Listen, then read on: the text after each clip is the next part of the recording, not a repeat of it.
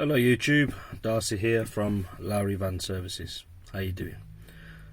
Yes, it's been 2 weeks since I put my last video on, and first and foremost I want to say thank you to all of the subscribers. Didn't expect that at all. Yeah, and just thank you for watching. Basically, it's obviously I've been watching a lot of you guys on there that have been actively in the exchange for a while, and you know, a lot of your feedback has really helped me to make my decisions and, you know, actually actively participate in the transport industry. So yeah, so I just thought it'd be might be useful. So some of you guys out there who may be looking, or you know, even, well, I can tell by some of the comments, some of the more experienced people have watched what I put on. So thank you for your input and, you know, your opinions. It's really helpful. I just wanted to give a bit of context to why I joined the exchange and where I'm at in terms of, you know, my personal situation. So as I mentioned in the last video, when I first started out in transport, I had a medium wheelbase van at the time, and I got enrolled with a company that was, you know, actively on the exchange, got quite a large fleet of different vehicles underneath them. It was a bad experience for me, to be honest, because of the way they treated the drivers. You know, I think it was on like 150 a day at the time, which when you're coming out of the security industry, where like myself, you're thinking, oh wow, that's good money, but you soon realise when they put the mileage in and they really utilise you to their full advantage, and by the time, you know, you put in a full 12-13 hour day in, and you know, they're giving you a little top up every week just to sort of, you're coming away with less than minimum wage. That was my personal experience. Now I know there's a lot of companies out there that will treat the drivers fairly and look after them, but that wasn't the case for myself. I'm now operating a Luton tail lift. So I started about mid 2021 when I started in, you know, just working first and foremost on the courier exchange, and then when relations fell apart with them, I was sort of like with no job. So I was in quite a scary territory for me, always being, you know, employed by someone, always working for somebody, to being out on your own with no steady income. So I started doing a lot of removals. So the last since then, basically since the middle of like July last year, August time, I've been building my company around transport, more so in the moving and removals sectors, you know, for domestic, residential and commercial. So yeah, I've been slowly building my resume and building up my review base and customer base from that, and doing really well. Saving, you know, like any business, when you're starting a business, it's expense after expense after expense. It's not until you get to like year 2, and so I'm still in that stage where I'm in that growth period, and I'm starting to see some good income now.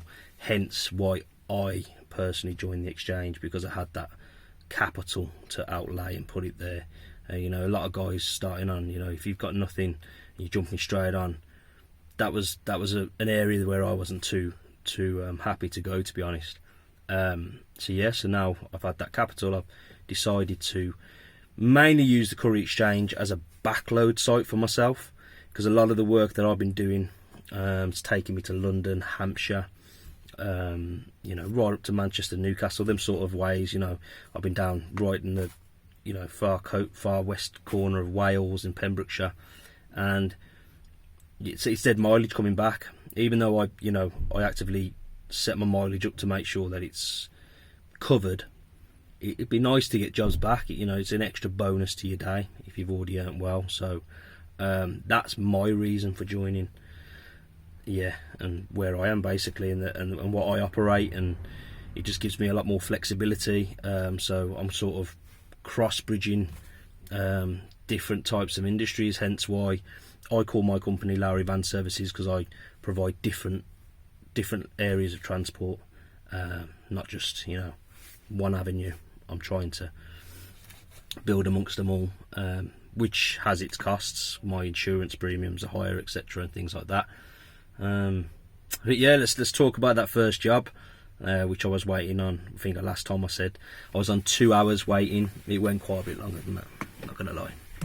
Yeah. Now I know a lot of you are probably criticising or, you know, have an opinion or whatever. That's great, you have your opinion, but for me personally, I didn't feel like it was a good thing to, you know, get onto that shipper and call him up. I sort of had a feeling that job was given to me because they thought I'd had a bit of an experience and I wouldn't know to you know, challenge it, and they knew there was going to be waiting. Yeah, I saw a video from John, which is what I think TMSV now, John, Tall Man Small Van. Yeah, just basically talking about, you know, drivers and shippers and different perspectives. Now, you know, if there are shippers out there and they know that there's a bit of information they should give and they choose not to give it, it's a bit naughty, guys. I wouldn't, you know, I hope a bit of the humanity streak comes into you and you fix it. I think there needs to be more working between the shippers and the drivers. There needs to be some sort of, I don't know, whether it's a platform where you can be introduced and, you know, physically make them relationships, other than just like what the Courier Exchange does, because you know, you don't really put a face to it, don't you? So yeah, I mean, I'm not yet to be paid for that job. The job itself on the delivery side was nice and straightforward and things like that. It was just that waiting really knocked me about there. So lesson learned, number one, day one on the job for the Courier Exchange.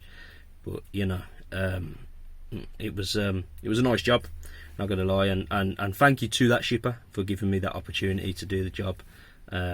4 hours was nearly 4 hours was a bit excessive in terms of waiting. I think it was 3 hours 40, but lesson learned, isn't it? And the next time on, I'll make sure to have that discussion with whoever's, you know, whichever shipper's on the job, etc. But yeah, so basically, thank you guys for watching and hearing my predicament that day. And yeah, just wanted to give some context, let you know that, you know, I haven't disappeared and I'm looking to put more on. I've had a nice holiday in Crete for the last 2 weeks, so that's why you haven't heard from me. So nice well due break. But yeah, you'll be hearing from me more regularly, just updating you guys and letting you know where I'm at and how it's working for me. But I think context for everybody is important. You know, everybody has a different reason for using different types of platforms and things. And as I say, this is more of a backload thing for me, because the more and more that I've watched on the Courier Exchange has come to show that it's a difficult game if you're making this your sole, you know, your sole income. Me personally, from what I've watched, that's the evaluation that I've made, and that's how I'm going to look to carry on doing it now. To you shippers out there, anybody watching, I'll be up in Ashby quite a lot. I've just bagged a good contract in with a pharmaceutical company for a commercial removal, so I'll be up there right up until Christmas. So anything coming back late of an evening from that sort of area, hit me up on the Courier Exchange. You'll find me on there. Yeah, it would help if I gave you my you'll be able to find me, Lowry Van Services. There's my logo. It's all there on the Courier Exchange. So yeah, guys, thank you for subscribing, thank you for watching, and yeah, I'll be speaking to you guys more. All the best.